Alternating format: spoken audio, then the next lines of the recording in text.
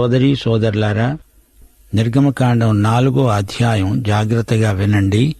మోషే అన్నాడు, దేవా, చిత్తగించు, వారు నన్ను నమ్మరు, నా మాట వినరు, యెహోవా నీకు ప్రత్యక్షం కాలేదు అంటారు. యెహోవా మోషేనడిగాడు, నీ చేతిలోనిది ఏమిటి?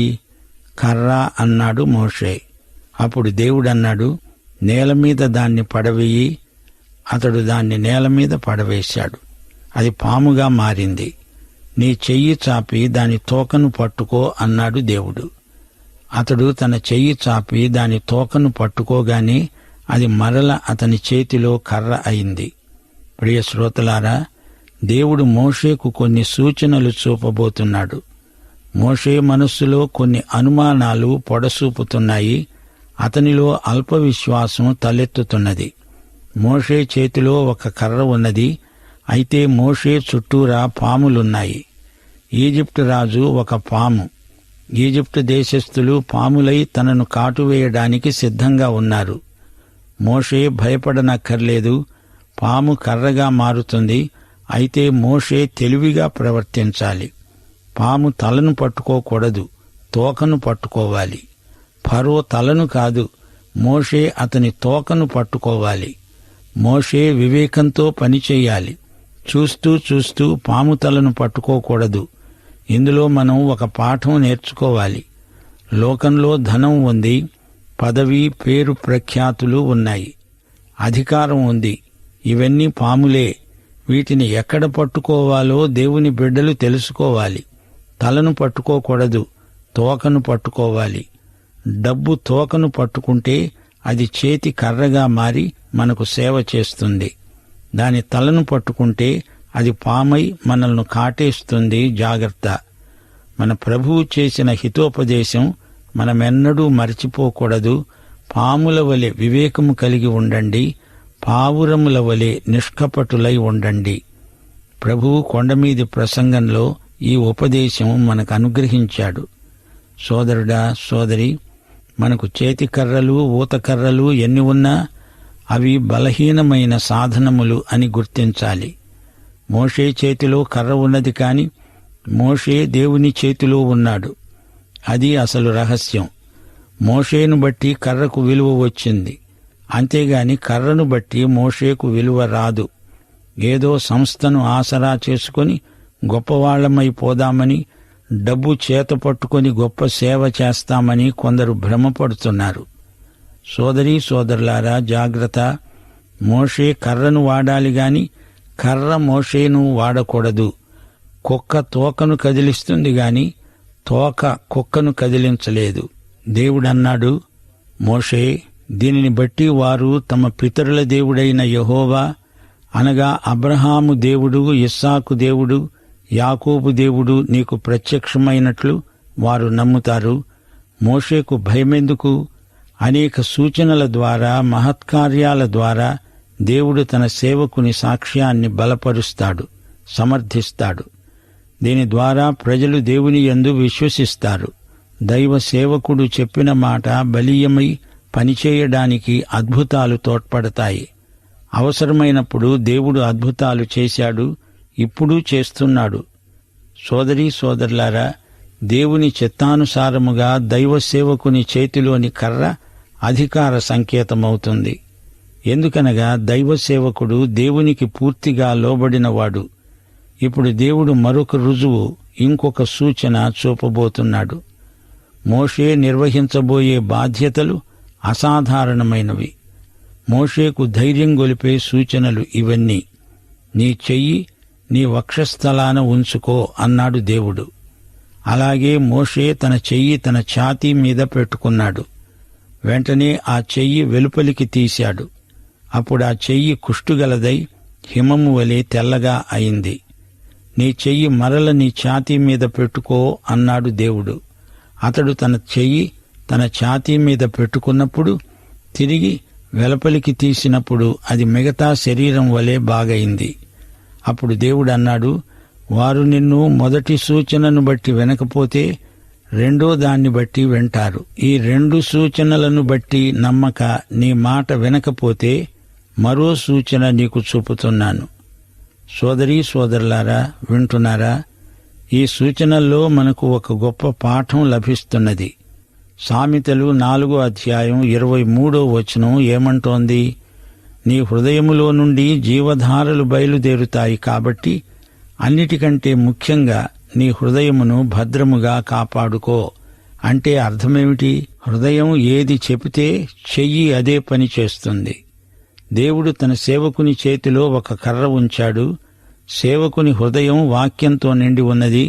అందుచేత సేవకుడు తన చేతిలోని కర్రను వాక్యానుసారంగానే వాడుతాడు. మత్తయి సువార్త 7:17 ప్రభు అన్నాడు, ప్రతి మంచి చెట్టు మంచి ఫలాలు ఫలిస్తుంది, పనికిమాలిన చెట్టు కాని ఫలాలు ఫలిస్తుంది. మంచి చెట్టు కాని ఫలాలు ఫలింపనేరదు, పనికిమాలిన చెట్టు మంచి ఫలాలు ఫలింపనేరదు. ఇది సృష్టి నియమం. లూకాసు వార్త 6:45 ప్రభు అన్నాడు, సజ్జనుడు తన హృదయము అనే మంచి ధననిధిలో నుండి సద్విషయములను బయటికి తెస్తాడు, దుర్జనుడు చెడ్డ ధననిధిలో నుండి దుర్విషయాలను బయటికి తెస్తాడు. హృదయము నిండి ఉన్న దానిని బట్టి నోరు మాట్లాడుతుంది. ఇప్పుడు దేవునికి మోషే చెయ్యి కావాలి, ఆ చేతిని నడిపించే హృదయం కావాలి. సోదరుడా, సోదరి, ఈ రోజున దేవునికి కావలసింది నీ డబ్బు కాదు, నీ తలాంతులు కాదు, నీ సామర్థ్యము కాదు. దేవునికి నీవు కావాలి, నేను కావాలి. నీవు దేవుని మనిషివైతే నీకున్నదంతా దేవునిదే అవుతుంది. నీ సర్వ శరీరం దేవునికి సమర్పించబడుతుంది. గమనించండి, మోషే తన చేయి గుండె మీద పెట్టుకున్నాడు. అప్పుడు చేతికి కుష్టు వచ్చింది. అదే చేయి తిరిగి గుండె మీద పెట్టుకున్నాడు. ఇప్పుడు ఆ చేయి బాగైంది. నీ హృదయంలో ఏమున్నదో అదే నీ చేతిలోకి వస్తుంది. మోషే చేతిలోని కర్ర, ఆ కర్రను కలిగిన చేయి దేవునికి కావాలి. మోషే చేయి అతని హృదయము చెప్పినట్లే పనిచేస్తుంది. హృదయంలో కుష్టు ఉంటే అది చేతిలోకి వస్తుంది. హృదయంలో ఆరోగ్యముంటే చేతికి ఆరోగ్యం ఉంటుంది. గనుక ముందు నీవు దేవునికి ఇయ్యవలసింది నీ చెయ్యి కాదు, నీ హృదయాన్ని. ఇదే సందేశం ఈ రోజున నీకు నాకు వర్తిస్తుంది. స్వస్థత అనేది హృదయంలో ఉంటే అది నీ చేతికి, కాలికి, నీ సర్వశరీరానికి వస్తుంది. ఈ సత్యాన్ని మోషే తెలుసుకోవాలి. ఈ 2 సూచనలను బట్టి వారు నమ్మకపోతే, నీ మాట వినకపోతే, ఇదిగో మరి ఒక సూచన. నీవు కొంచెం ఏటి నీళ్లు తీసుకుని ఎండిన నేల మీద పోయాలి. అప్పుడు నీవు ఏటిలో నుండి తీసిన నీరు పొడి నేల మీద రక్తమవుతుంది. సోదరీ సోదరులారా, నీళ్లు రక్తంగా మారడం గొప్ప అద్భుతం. యేసు ప్రభువు శిలువ మీద వేలాడుతూ ఉండగా సిపాయిలు వచ్చి ఆయన ప్రక్క బల్లెముతో పొడిచారు. అప్పుడు ఆయనలో నుండి నీరు, రక్తం కారడం గొప్ప విశేషం. నీరు కడుగుతుంది, శరీరాన్ని మాత్రమే కడుగుతుంది. నీళ్లతో స్నానం చేస్తాము, కాని రక్తం శరీరం లోపల ప్రవహిస్తుంది. రక్తం హృదయాన్ని శుద్ధి చేస్తుంది. యేసు రక్తం హృదయాన్ని శుద్ధి చేస్తే ఆయన వాక్య జలం మన ప్రవర్తనను శుద్ధి చేస్తుంది. 119 కీర్తన 9 యువకులు దేనిచేత తమ నడత శుద్ధిపరచుకుంటారు?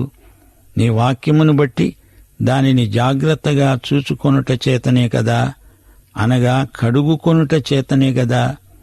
యేసు రక్తం దేవుని రక్తం, పవిత్ర రక్తం. ఆ రక్తం మనలో ఉంటే అది ఆత్మకు శుద్ధి. అప్పుడు మన శరీరానికి వాక్యము ద్వారా శుద్ధి. మరియ యేసు పాదాలు కడిగింది, అయితే యేసు తన శిష్యుల పాదాలు కడిగాడు. మరియ యేసును సమాధికి సిద్ధపరిచింది. అయితే ఈ రోజున పునరుత్థానుడైన యేసు తన వాక్య జలంతో మన పాదాలు కడుగుతున్నాడు. మోషేకు దేవుడిచ్చిన సూచన ఇదే, నీరు, రక్తం. నీటి కంటే రక్తం చిక్కనిది, యేసు రక్తం మరీ చిక్కనిది. రక్షించబడిన బిడ్డలు రక్తమును నీటిని యేసుక్రీస్తుకు సాదృశ్యంగా స్వీకరిస్తారు.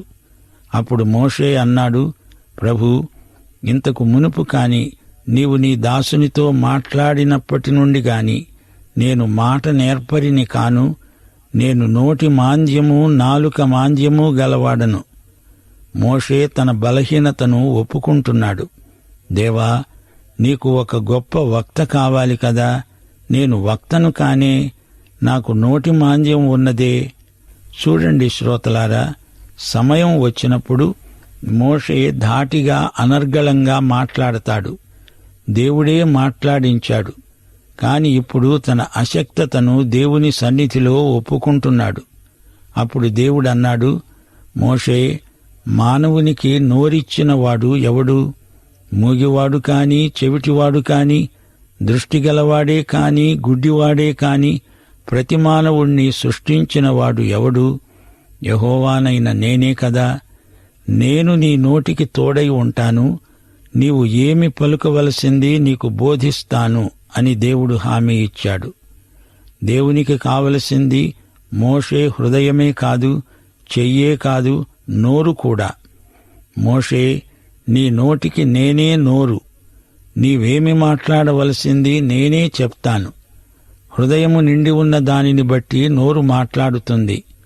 హృదయమనే బావి, ఆ బావిలో ఉన్నది నోరు అనే కడవతో ముంచిపోస్తాము. దేవుడు మోషే హృదయాన్ని కోరుతున్నాడు.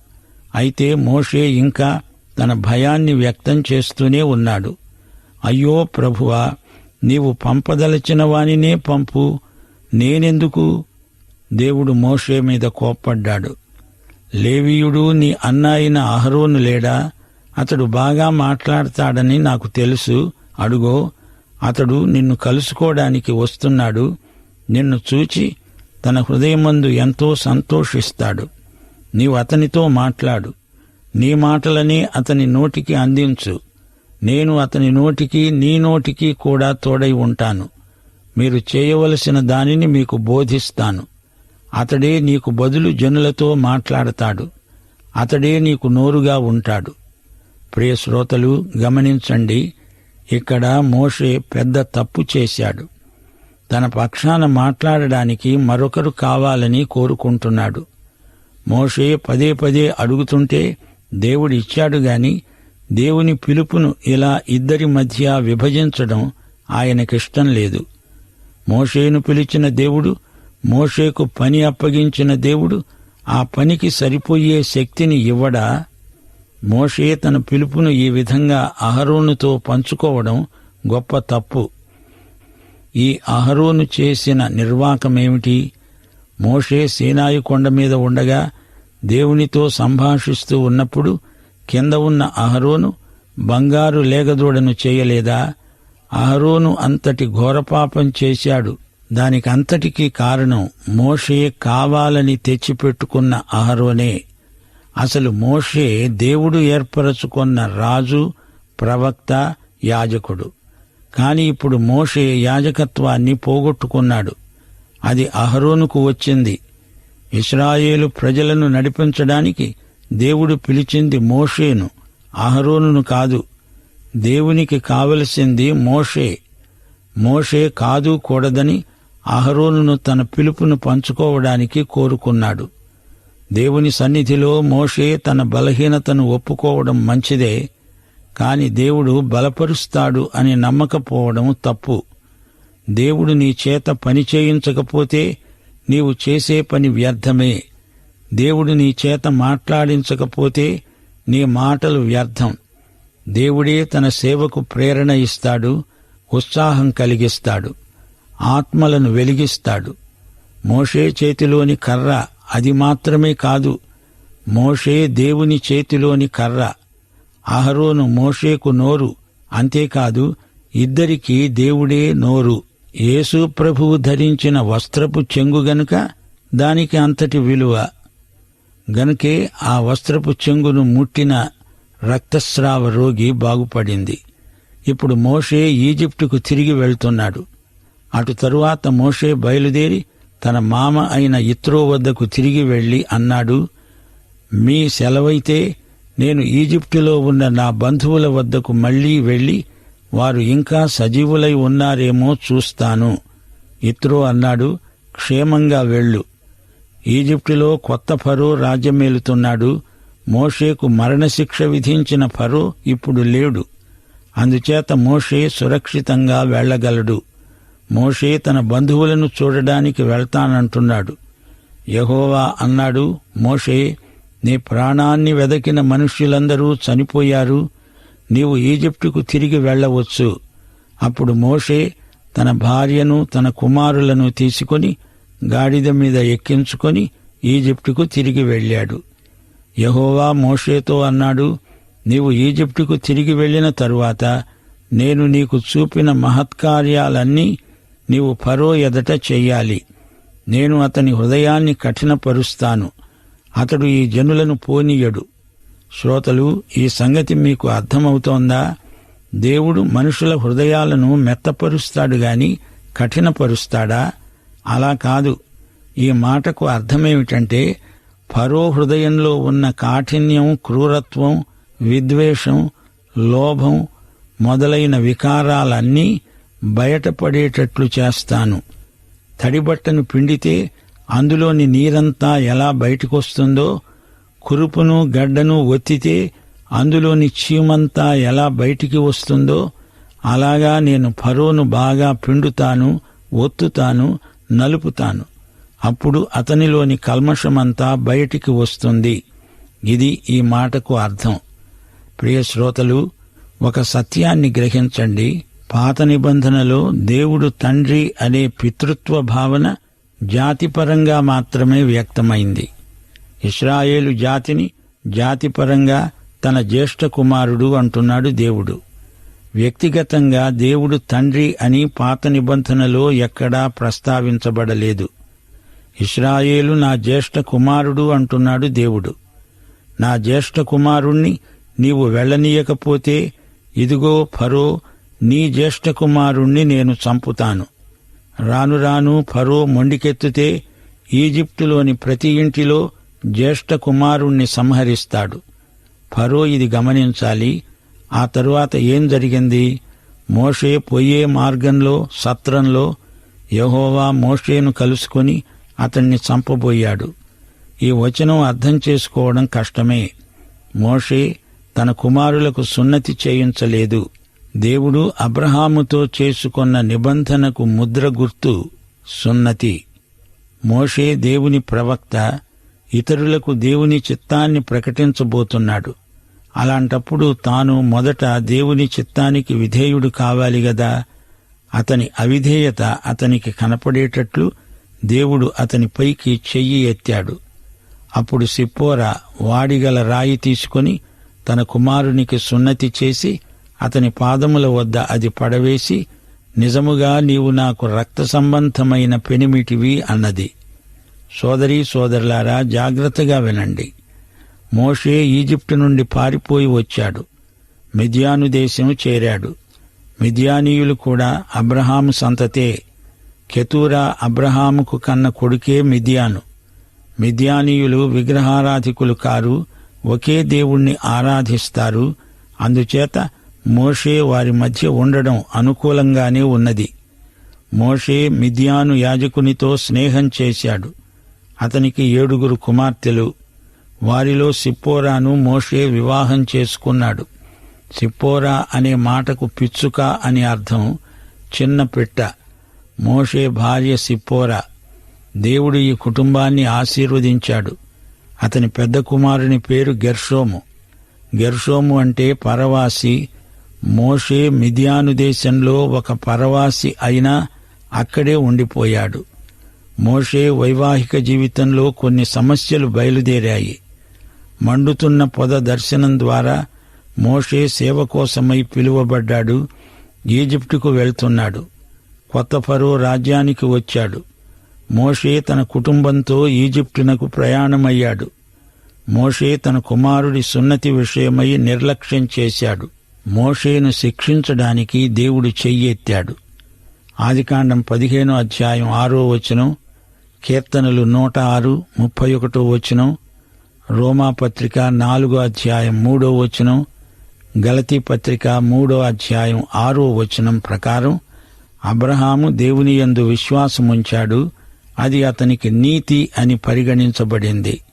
ఇస్సాకు, యాకోబు, అబ్రహాము నిబంధనను పాటించిన వ్యక్తులు. వారు పుట్టుక చేత ఇశ్రాయేలీయులు. సున్నతి వారికి జాతీయ సంకేతం, గుర్తింపు. సున్నతిని బట్టి ఇతడు ఇశ్రాయేలీయుడు అనే గుర్తింపు లభిస్తుంది. తమ విశ్వాసాన్ని ఈ సున్నతి సంస్కారం ద్వారా వారు ధృవపరుస్తారు. ఇతడు అబ్రహాము వంశీకుడు, అబ్రహాము కుమారుడు అనటానికి సున్నతి మాత్రమే రుజువుగా ఉపకరిస్తుంది. విశ్వాసం తరువాత సున్నతి. ఏది ముందో ఏది తర్వాతో గ్రహించాలి. మోషే కుటుంబంలో సున్నతి విషయంలో సిప్పోరా మోషేతో ఏకీభవించలేదు, సహకరించలేదు. మోషే కూడా ఈ విషయమై పట్టుపట్టలేదు, ఉదాసీనంగా ఉండిపోయాడు. ఇది చాలా ముఖ్యమైన క్రియ అని అతడు తన భార్యకు చెప్పి ఉండలేదు. అతని భార్య ఎందుకు సున్నతి, ఎందుకీ రక్తం అనుకొని దాన్ని నిర్లక్ష్యం చేసింది. గమనించాలి, మోషే భార్యతో ఘర్షణ పడడం ఇష్టం లేక సున్నతి సంస్కారాన్ని పాటించలేదు. మోషే భార్య నాస్తికురాలు కాదు, ఆమె కూడా ఒకే దేవుణ్ణి ఆరాధిస్తుంది. కాని జాతీయ సంస్కారమైన సున్నతిని ఆమె వ్యతిరేకించింది, నిరోధించింది. మోషే ఫరో ఎదుట నిలువగలడు, ధైర్యంగా ఎదిరించగలడు. కాని తన భార్య ఎదుట ఈ విషయం మాట్లాడలేకపోయాడు. మోషే ఇశ్రాయేలు జాతిని ఉద్దేశించి, మీరు యెహోవా మాట వినాలి, ఆయన ఆజ్ఞను మీరకూడదు అని చెప్తాడు. కాని అదే మాట భార్యకు ఖండితంగా చెప్పలేకపోయాడు. ఆమె వైఖరిని ఖండించలేకపోయాడు. అయినా పర్వాలేదు, దేవుడు చూచి చూడనట్లు వదిలేస్తాడులే అనుకున్నాడు. సోదరీ సోదరులారా, ఈ రోజున అనేక మంది ఇతరులకు బోధ చేస్తారు. అదే బోధను తమ కుటుంబాలకు, తమకు అన్వయించుకోలేరు. ఇతరులకు నీవు చెప్పేది మొదట నీవు చేసి మరీ చెప్పాలి. ఇతరుల కోసం నీవు వండిన భోజనం మొదట నీవు తిని దాని రుచి ఎలాంటిదో ఇతరులకు చెప్పాలి. విశ్వాసం అనేది చేసి చూపేది గాని ఊరికా చెప్పేది కాదు. యేసు ప్రభువు సువార్తల్లో వారి విశ్వాసమును చూచాడు అని చెప్పబడింది. దేవుడు విశ్వాసాన్ని మన ఆచరణలో చూడగోరుతాడు.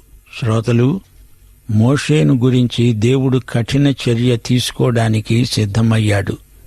అప్పుడు సిప్పోరా తన కుమారుడికి తానే సున్నతి చేసింది. లేకపోతే మోషే ప్రాణాలు కోల్పోయేవాడు.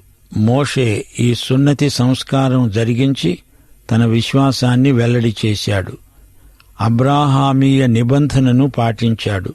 శరీరమును ఆస్పదము చేసుకోకుండా విమోచన రక్తాన్ని అంగీకరిస్తున్నాను అని సున్నతి సంస్కారం ద్వారా అభ్యర్థి సాక్ష్యమిస్తాడు. మోషే, సిప్పోరా ముందుకు సాగిపోయారు. కాని సిప్పోరాతో మోషేకు సమస్యలు మొదలయ్యాయి. అప్పుడు మోషే ఆమెను పుట్టింటికి అనగా మిద్యాను దేశానికి పంపించి ఉంటాడు. అరణ్యంలో మోషే తన ప్రజలను నడిపిస్తూ ఉండగా అప్పుడు యిత్రో మామ సిప్పోరాను తెచ్చి అల్లుడికి అప్పగించాడు. అప్పుడు భార్యాభర్త సమాధానపడ్డారు.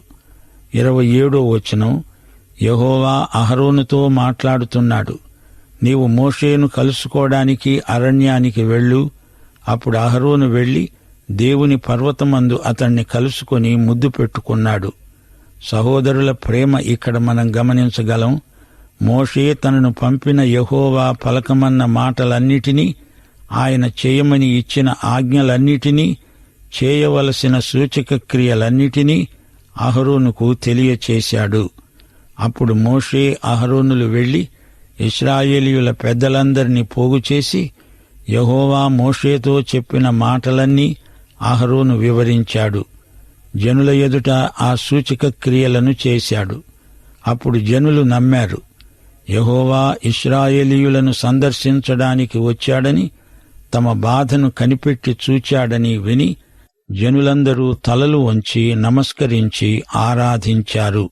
పాఠం ఇంతటితో సమాప్తం. దైవాశీస్సులు. ఆమేన్.